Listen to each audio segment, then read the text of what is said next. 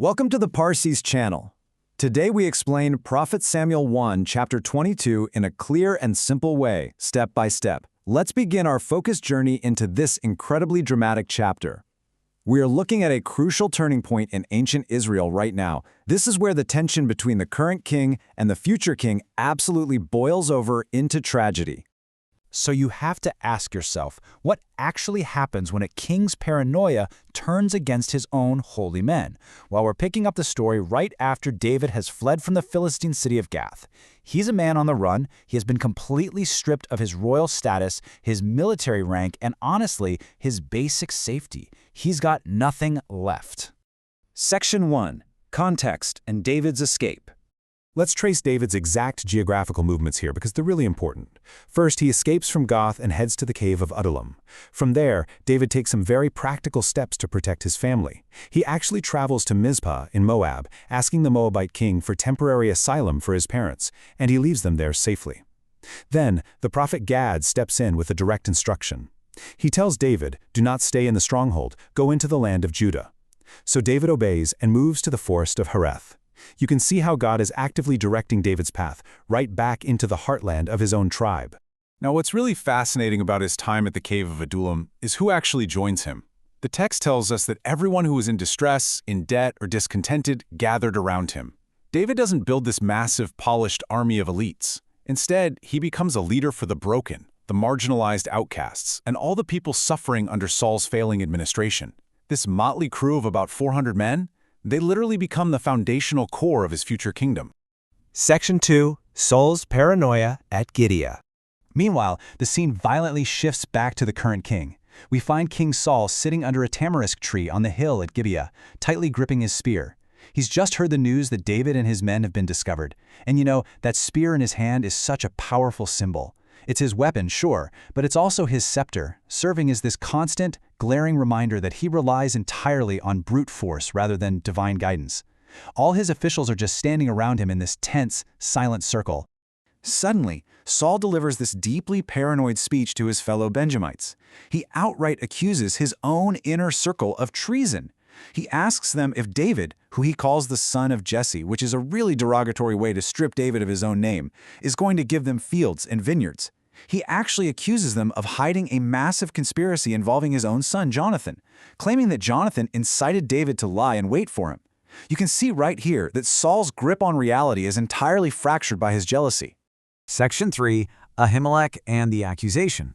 Well, Saul's desperate demand for information brings a real opportunist right out of the shadows. Doeg the Edomite, who was standing there with Saul's officials, steps up.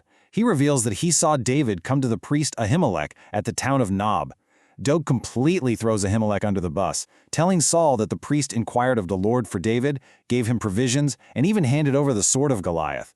As you can guess, this triggers a furious royal summons. Saul immediately calls Ahimelech and his entire priestly family to the court, accusing the high priest of orchestrating a rebellion. But Ahimelech bravely answers the king. He pleads total innocence and defends David's stellar reputation. He basically looks at Saul and says, "Who is more loyal than David? He's your own son-in-law, the captain of your bodyguard, and he's highly respected in your house." Ahimelech clarifies that he was simply doing his job as a priest. He was innocently inquiring of God for a man he firmly believed was on a secret royal mission. He begs Saul not to accuse his family, making it completely clear that he knew absolutely nothing about any conflict between Saul and David. Section 4.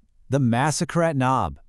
Tragically, Saul completely rejects the priest's very logical defense. And what happens next brilliantly illustrates a profound moral divide right there in the throne room. Saul orders his royal guards to turn and kill the priest of the Lord. But look closely at what the text says. The king's officials were not willing to raise a hand. Let that sink in. Saul's own men outright refuse a direct order from the king, recognizing it as an absolutely immoral and unlawful command. So Saul pivots.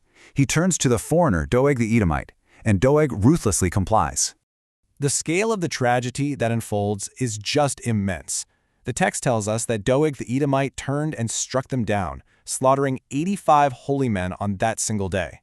This isn't just an execution, it is an absolute atrocity. It's a massive, devastating blow against the spiritual leadership of Israel, ordered directly by their own king.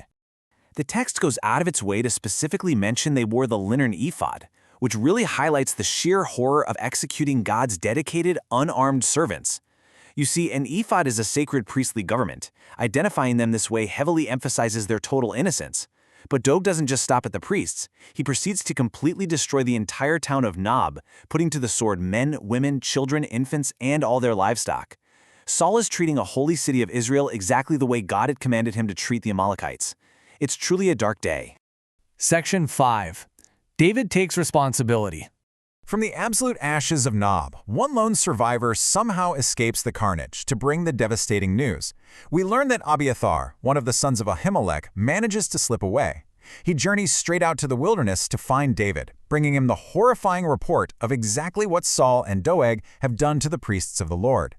Now David is faced face to face with the direct consequences of his earlier deception at Nob. So the absolutely crucial point here is David's immediate, heartbreaking acceptance of the blame. He looks at Abiathar and says, "That day, when Doeg the Edomite was there, I knew he would be sure to tell Saul, 'I am responsible for the death of your father's whole family.'" David doesn't make a single excuse, he doesn't shift the blame, he completely owns his terrible mistake, telling Abiathar to stay right there with him and vowing to protect him with his own life because the exact same man is hunting them both. Section 6. Lessons from Chapter 22. Let's take a step back and reflect on the practical life lessons we can draw from the simple text of this intense narrative. First off, we learn the destructive power of paranoia and unchecked jealousy. Saul's fear of losing power completely blinded him to reason and morality. We also see the immense courage it takes to refuse an immoral order. Saul's guards modeled true loyalty to God by drawing a hard moral boundary, even against their king. Finally, we see the heavy burden of taking responsibility for our actions. David's willingness to say out loud, "I am responsible," marks a profound difference in character from Saul. By the end of this chapter, we clearly see two contrasting paths of leadership emerging. On one side, we have Saul, the established king, destroying his own innocent people out of fear, isolated under his tree with a spear in his hand. On the completely opposite side, we have David, the fugitive, building a loyal community out of broken outcasts in a cave, and offering his personal protection to the sole surviving priest of God. This chapter leaves us with a profound mirror to hold up to our own lives and leadership. Will you let unchecked jealousy consume your relationships, or will you choose to own your mistakes? Thank you for learning with us. If this helped you understand the chapter better, like, subscribe, and join us for the next chapter.